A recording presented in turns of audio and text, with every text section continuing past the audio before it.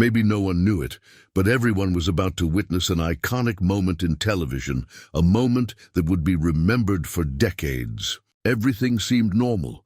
Johnny Carson, in full command of The Tonight Show, a lively audience, easy laughter, and among the guests, Bette Davis, the eternal lady of Hollywood, and Martin Short, one of the most creative comedians of his generation. But something remarkable was about to happen, because that night, Martin Short would leave a reflection on what true humor really is. Johnny Carson smiles at the camera. "My next guest is a very talented actor and comedian. You know him from Saturday Night Live, Second City TV. Please welcome Martin Short."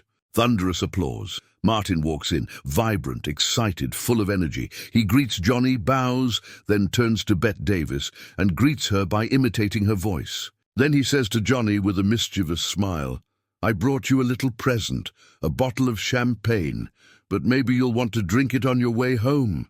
The audience laughs. Johnny smiles, a bit surprised. "You had the guts to start off doing Bette right away, huh?"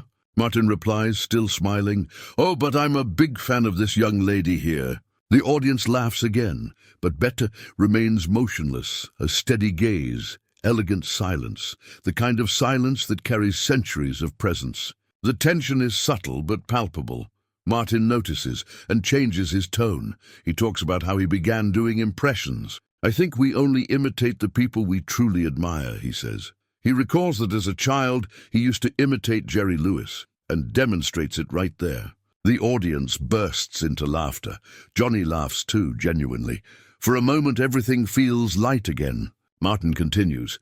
He imitates Robin Williams, Richard Burton. Then Johnny asks, "Has anyone ever told you they didn't like being imitated?" Martin laughs. "Yes, Sammy Davis didn't like when Billy Crystal did him. But I think if you're going to imitate someone, you have to show all sides, the funny and the human." And that's when he looks back at Bette. Without saying a word, he starts imitating her again. The tone shifts. The voice, raspy, drawn out, unmistakable. "Well, Johnny, I sleep late, read all the papers, and then eat a huge bowl of cereal." The crowd goes wild, but the cameras catch the detail. Bette Davis sitting silently. No smile, no reaction. Johnny senses the change in mood and tries to balance things out. But Martin stays firm. He's not mocking. He's studying, honoring, trying to understand her mystery. And without realizing it, he creates an iconic moment. Because in that instant, he wasn't just imitating a voice. He was having a conversation with legacy itself. He shows that humor can also be reverence, and that sometimes honoring an idol means confronting the fear of never measuring up. After that, Johnny changes the subject. He talks about Martin's characters, and Martin performs his famous Ed Grimley. The audience erupts in laughter. Even Bette Davis, for the first time, lets out a faint smile. Soft voice. She knew.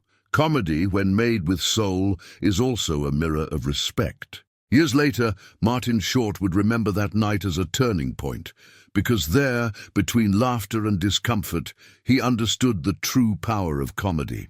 The courage to laugh before someone you admire, the vulnerability of taking a risk, knowing they might not find it funny. Bette Davis didn't need to laugh. Just being there was enough. Her presence said it all. Her legacy was so powerful it could be invoked and respected through humor. And Martin, without realizing it, had paid the greatest tribute possible. He turned admiration into art and art into courage. Because in the end, humor is that. A conversation between generations, a gesture of love disguised as laughter. Soft, emotional voice. Martin Short wasn't just imitating Bette Davis. He was saying, "I see you, I learned from you." And true humor isn't always about making people laugh. It's about making them remember. If this story touched you, leave a like, subscribe, and ring the bell, because in our next video, we'll revisit another unforgettable encounter, the day Robin Williams turned chaos into pure genius on Johnny Carson's stage.